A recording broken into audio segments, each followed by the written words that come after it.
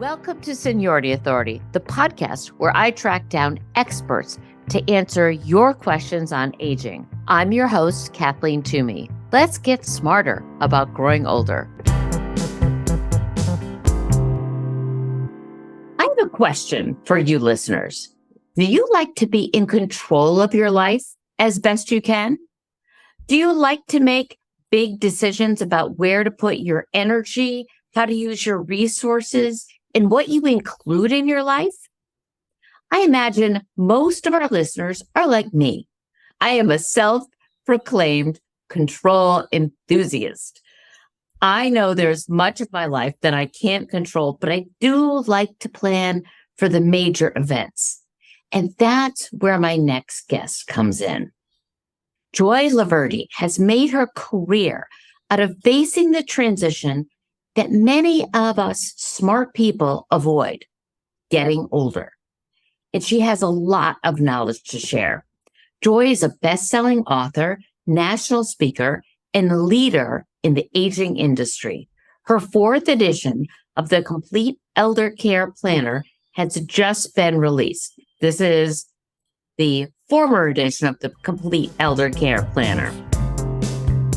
Thanks to our show sponsor, the Riverwoods Group, Northern New England's largest family of not-for-profit continuing care retirement communities, where independent, active adults find purpose, community, and peace of mind. Visit us at riverwoodsgroup.org. Now, let's hear from today's guest. We are so excited to have you on the show today. Welcome to Seniority Authority, Joy.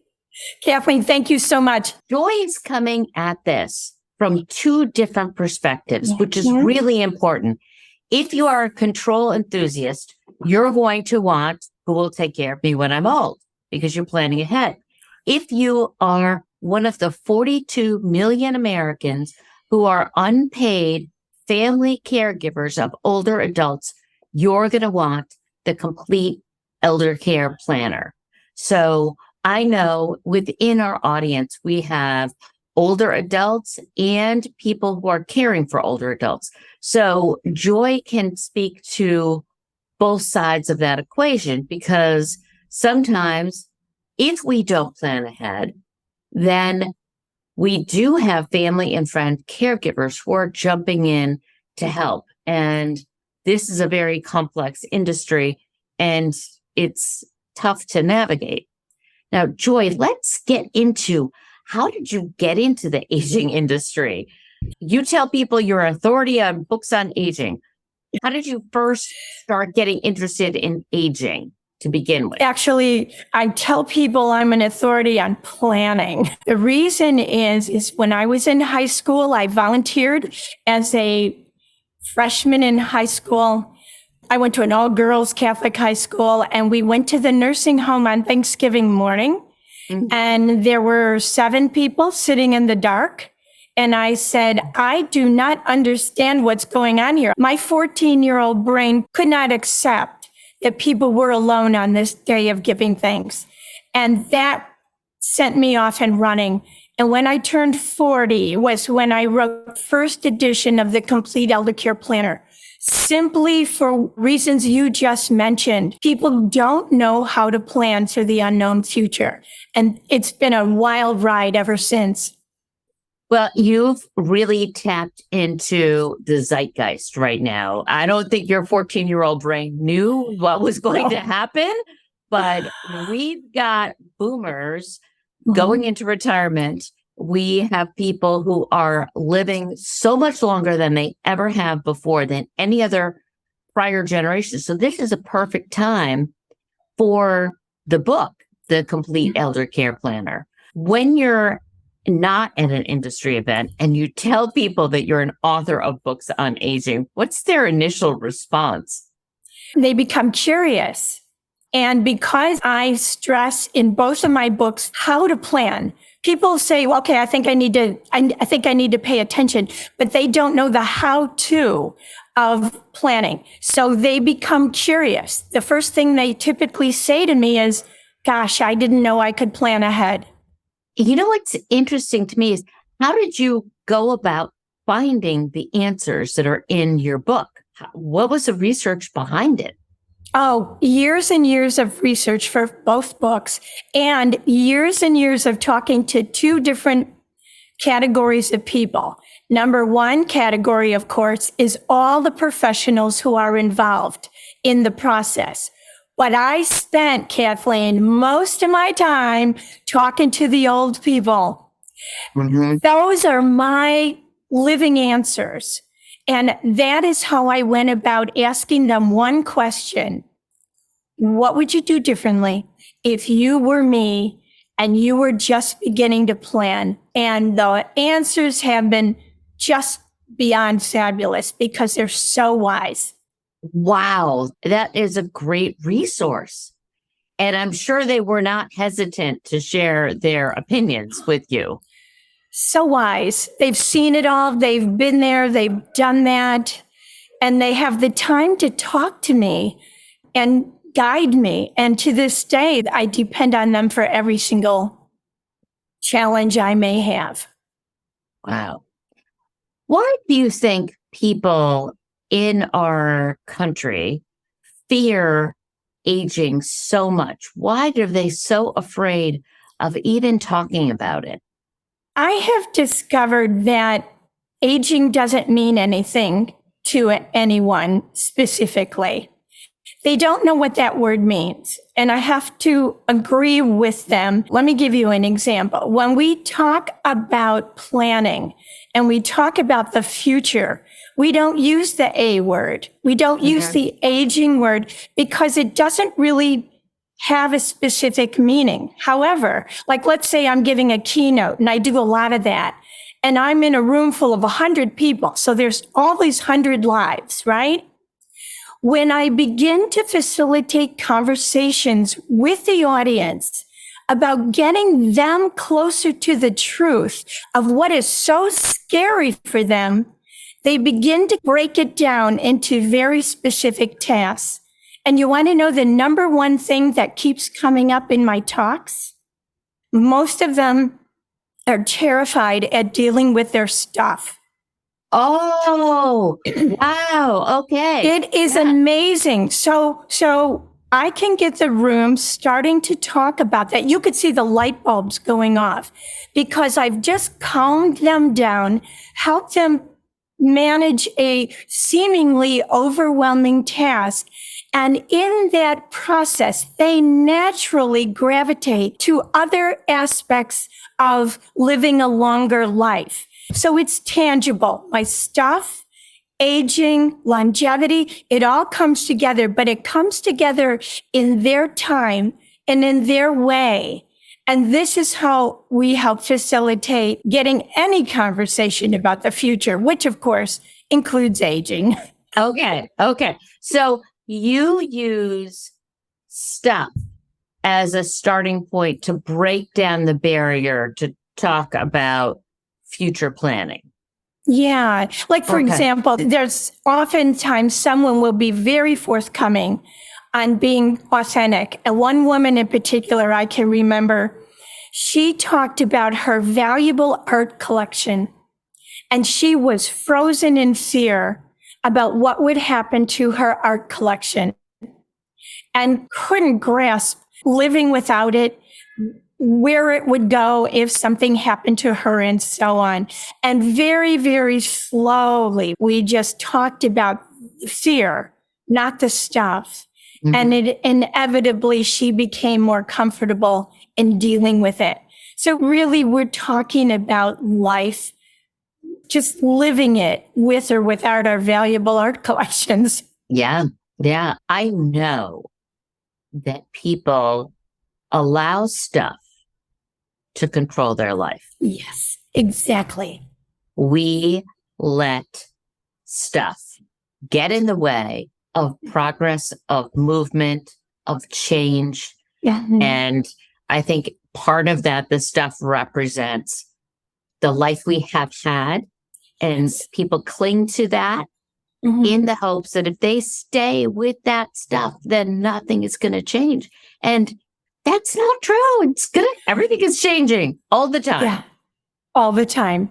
So It's a safe bet that if you allow safety in the room, if you allow compassion in the room, if you are sensitive to people's process, things will then turn for the better in their being able to get over their fears about aging. That is very smart place to start, because every one of our listeners has stuff that they could get rid of, a drawer or a room or a basement or an attic or all those, or a former kid's room. So do yourself a favor, start getting rid of your stuff. And there's ways to do it. We have podcasts about that. What do you think, Joy, that most people got wrong most often about getting older that you would like to correct right now? We have been influenced heavily by stereotyping in advertising and in healthcare, that healthcare is inevitable. Well, nothing could be further than the truth.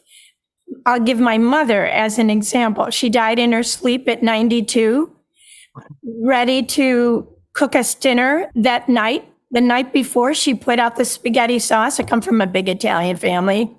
The spaghetti sauce and the pasta sitting on the kitchen counter. She just was living her life and never having the thought of needing much health care. And inevitably, she did not. And when she did, her mindset was, I'm just going to get over this and move on. So it depends a lot on, even if we are in need of health care, it doesn't change who we are as individuals, right? Right. And this is what people get wrong. They start to tie into their medical needs. I have a girlfriend I just had lunch with last week. She sits down and she starts telling me about her latest diagnosis. And this is a healthy individual who never talks about her health care, but you could see the fear of God in her eyes. And she starts to tell me about one thing that the doctor told her that is scaring her to death. And then we talked about it a little bit and then we moved on. And before we ended our lunch, she said, oh, by the way, my daughter wants me to go to Paris with her, but I don't think I'm up to it. And I looked her straight in the eye and I said, think twice before you take this new diagnosis that you're hardly experiencing any kind of physical ailments. Think twice about going down the rabbit hole of saying no to living full out. And she looked at me and she said, okay, I'm going to go with her.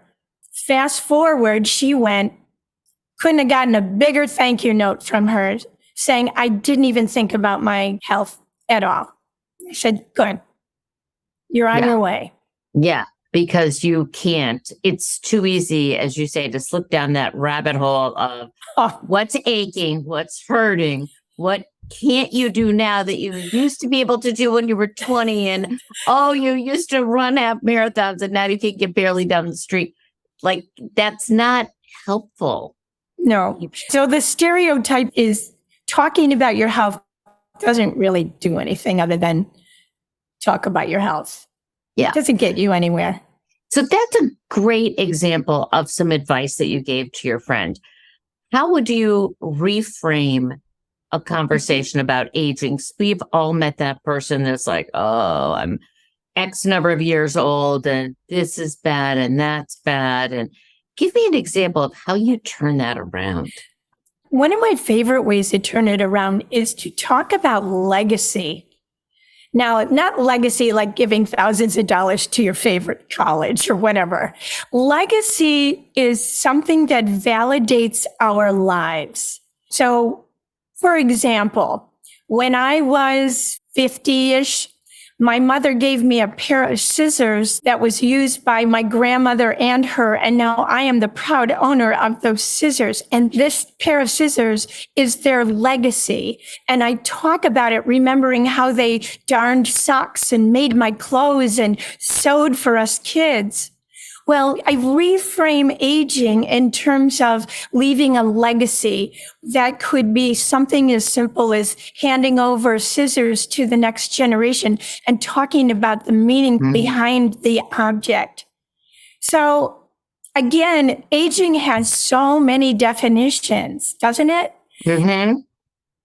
We don't need to get stuck on a medical model. Right. It's not a medical model. We are not medicine cabinets. That is a great quote. We are not medicine cabinets. We are more than our medicine cabinet. We have riches. We have history. We have scissors. We have all these. And that's also a really good example of how parting with some of your stuff meaningfully with a history associated with it to say, this is a necklace that I wore, that my mom wore, and now I want you to have it. And to just give things away meaningfully that connect you to the recipient is also a legacy. I think that's a beautiful way of talking about that. Thank you. I love talking about it because it is connected to giving our stuff meaning. Yes. Absolutely. And then that tons of stuff that don't have meaning, gives that a new home. Exactly. And then years ago, I did this, and I keep threatening to do this again. I think I probably will do this again. I engaged in a year of not buying anything, which don't buy anything that you're not going to immediately consume, like food or gas or, heat for the home, but try to just exist with the stuff you have, because we are so bombarded by all the messages of you need the new this and the new that and the best model, that just try practicing not adding to your stuff. Or if you buy something, then take 2 things and give them away. Find a new home for them. It's a great plan, Catherine. It's hard to practice. Now I'm doing it like a month at a time. A year is hard. So let's talk about the concept of aging in place. Many people say they want to age in place, but from my perspective, they just say, I'm aging in place, meaning that I'm just going to stay here and that's that. They don't make a plan. If you want to age in place, what is your recommendation to people that say, I want to age in place? What would you say to someone?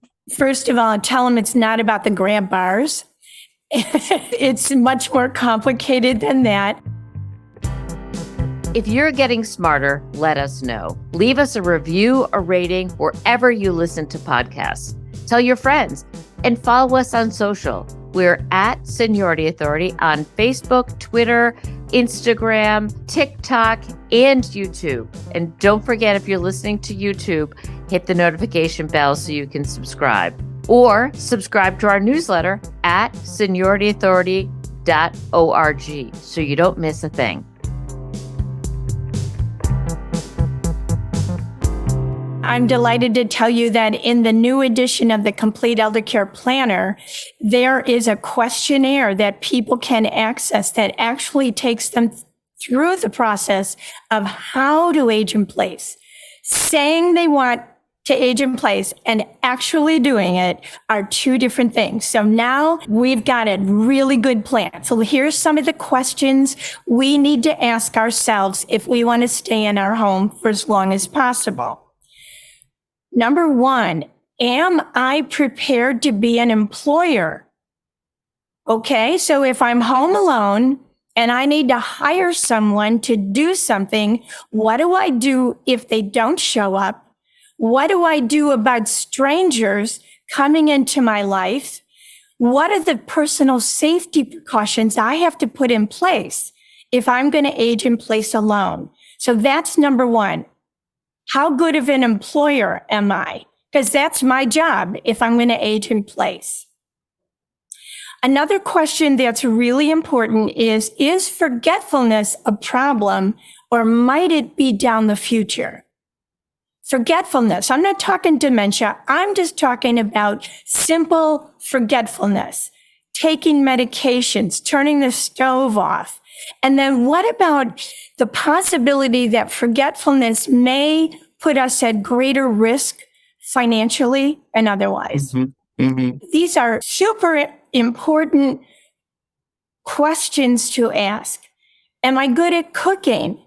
How do I keep my nutrition going? I can't run out to the fast food joints. I'll do myself in.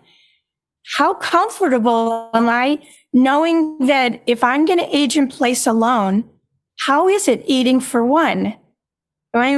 That's one of the first things that people just let go of, and it makes them sick.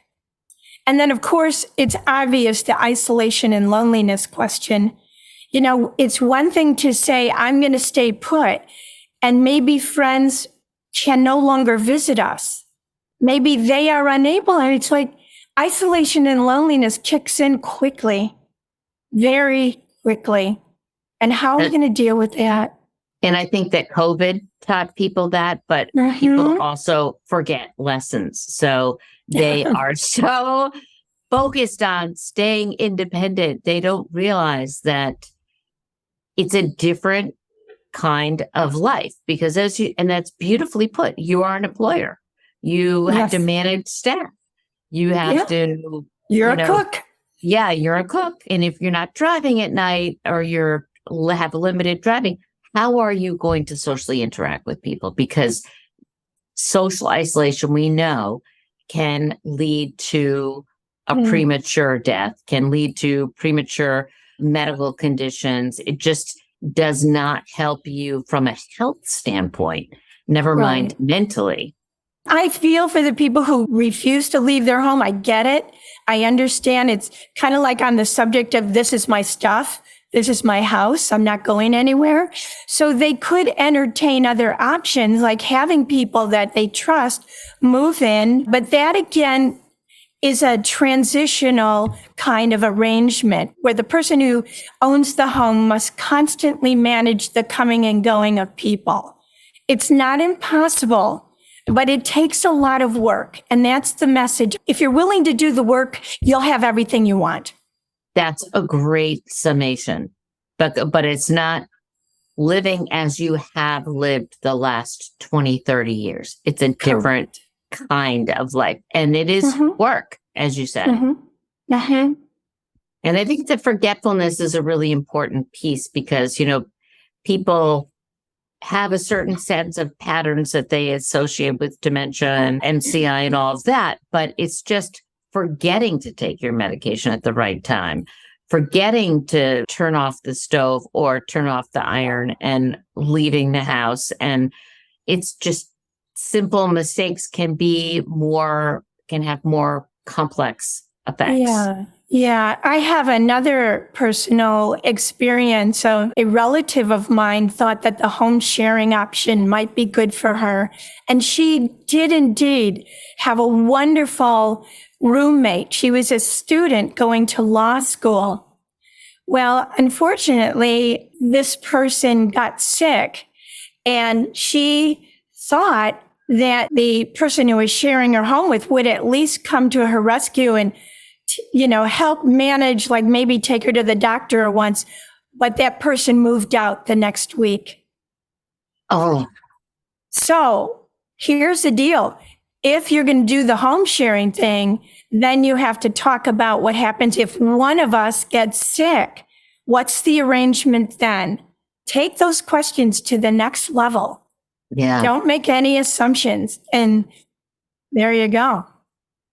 Yeah. And I think anyone that just starts the conversation by buying your book and reading it, and then have it on the coffee table, have it in your car if you're picking up a daughter or a son or a friend, or I think getting that conversation going is so important, and that's people avoid that. So I think one of the things, having this prompt, having this, I was just reading this chapter, and what do you think? And if you're out, having lunch with your friends, say, what do you guys all think about this? Have you had this conversation? We have so many book clubs. Let's have a book club on this. I'm talking about this while we still can. Exactly. There are a lot of book clubs going on with both of my books. And one of the things I do is I make a guest appearance if they want me to. And so they're going on. Yeah, it's really fun. These are book clubs that are happening all over the world. And I could just zoom in and say, hey, what are you guys talking about? And we have so much fun. So yes, your idea about getting a book club is just the way to go. Oh, I love that. I love that. So Seniority Authority listeners, go buy one of Joy's books and then start a book club, and I can connect you with Joy. I think that's amazing. I mean, you've been doing this since 1985, which is a long time. And sometimes people are kind of like one and done, or I'll do it and then I'll do a second edition. It's a lot of work to update books like this, especially in light of COVID. And so you've had to take this book and just kind of throw it all out, start all over again. That's right. I did. 90% is rewritten, all new resources, all new questions.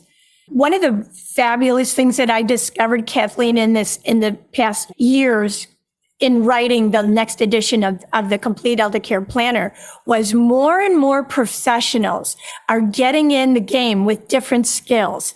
So now we're way past medical staff, and we can go for life coaches and death doulas and patient advocates. And there's so many more people to talk with.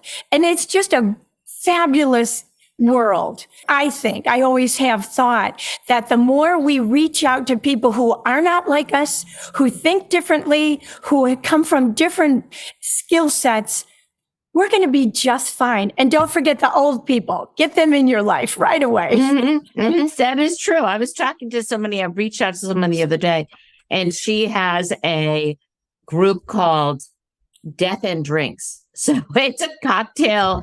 Oh my God, it's great. I love it. But I do think in death doulas, I think our listeners have heard of death doulas, but people that are there to help you plan and think about your death and how you want it to happen. And there are a lot of people doing that. So more people are talking about this. In the work that you've done for this latest edition, what's the biggest change you've noticed in putting this new book together? I would say the constant need to manage change. Now, we are flooded now with more information than we know what to do with. It's really hard to assess, do I need this or is this just nice to have? Managing change is just become a work in itself. So we can easily get overwhelmed. Managing our planning process requires that we manage our change and transition process at the same time. This is what's new. COVID taught us that we're going to blow everything up. All that help you thought was there is now different. Accessing people is now different. Where we live is now different. All of this requires that our managing the change and transition process will help us focus every single time we get overwhelmed or change happens. So this is new. We were all kind of asleep going along, thinking everything was just going to be like money, legal documents, housing. Everything was going to be okay. Everything was going to be the same. And then when everything blew up, including us not even able to access anything because of COVID, we realized entirely new systems of accessing care, accessing information, and slowing down the overwhelming process had to be part of the plan. And that's what's new. It's like, okay, everybody, take a deep breath and let's calm down and let's put one foot in front of the other. And that's exactly what I do. I calm it. That's what both of these books do, is they calm us down. Yeah. And I think it's wonderful because this is such a complex time in our lives with a lot of factors that are out of our control, that being able to consciously walk through one part at a time is really good. It is. It's the only way to do it. It's just like, I understand that we all want to be in a hurry and get it all done. Especially the adult children. I got to get this done. I don't want mom and dad to surprise me. I'm going to sit down. We're going to talk.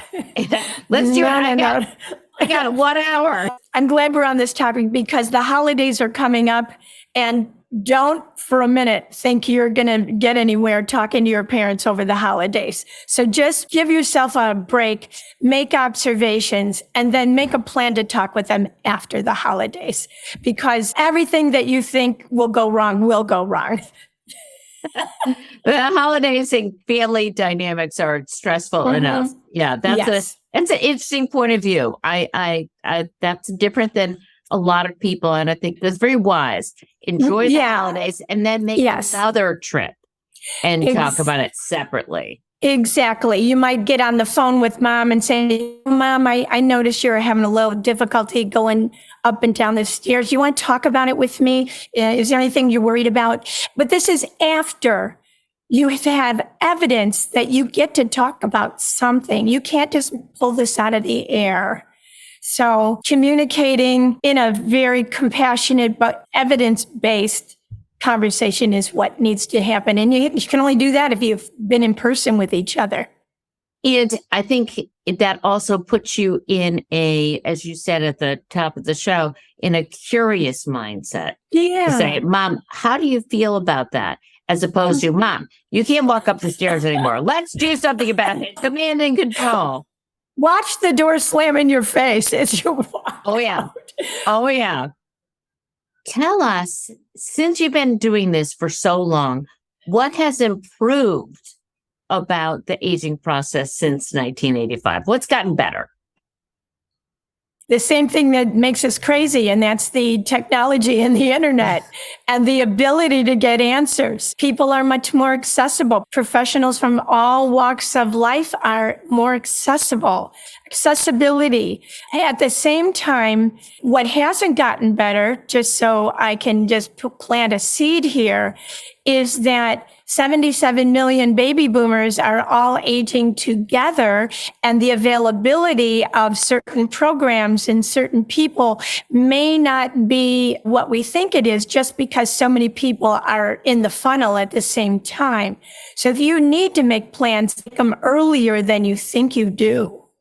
That's very smart. And it's absolutely true, because it's a lot of people going through this. A lot of people. Yeah. And especially for adult children to understand that the sooner they begin their conversations with family and elders, and all of us actually, the better. So I have to ask you, what's your plan for aging? Hanging out with positive people is my number one priority. I have 40 years of knowing that aging is all about attitude. I am very convinced that I will be able to ask the right questions when the time comes of getting, and I'm a fan of critical thinking.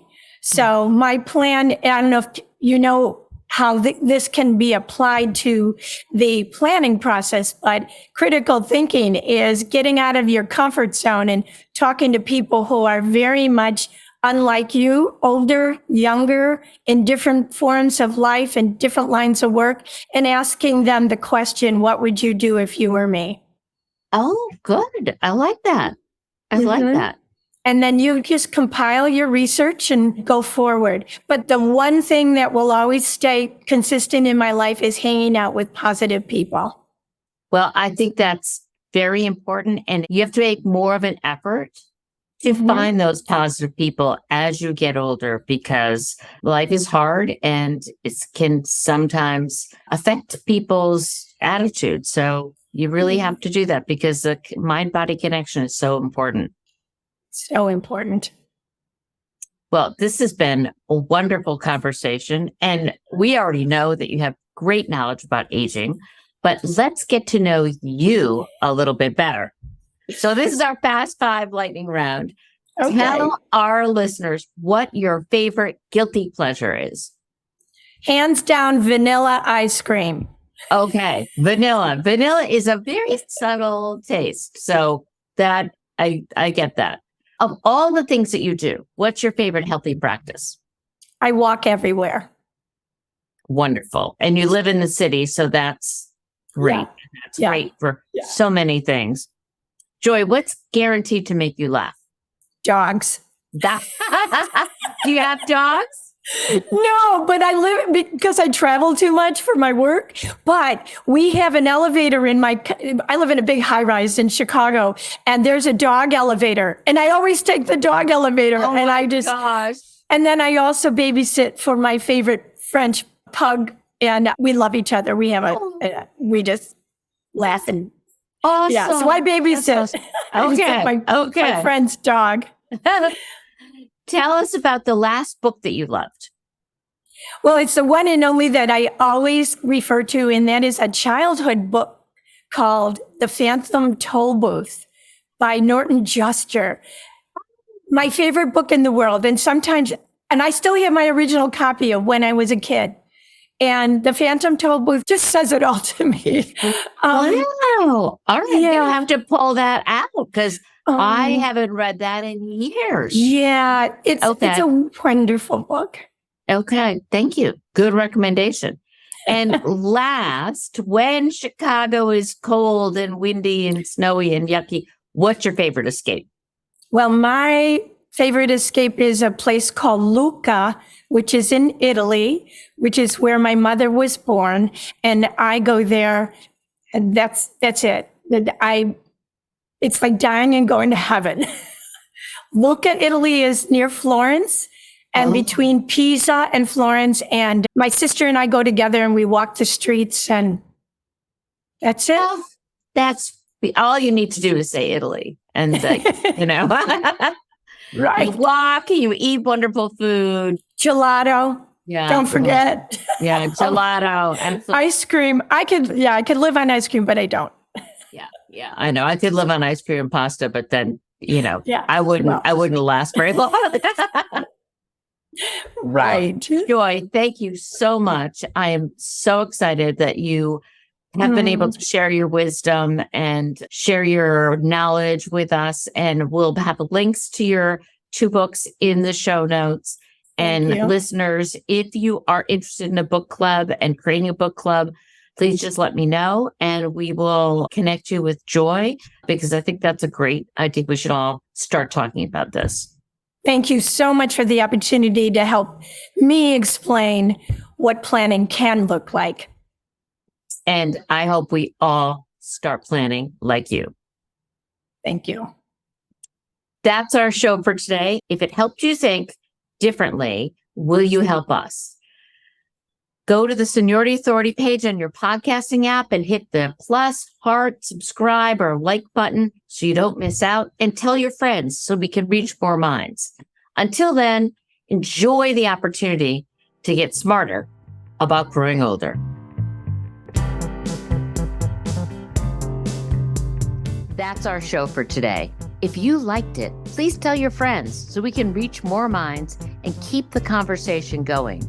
Or follow us on social at Seniority Authority. I'm Kathleen Toomey. Until next time, enjoy your chance to get smarter about growing older.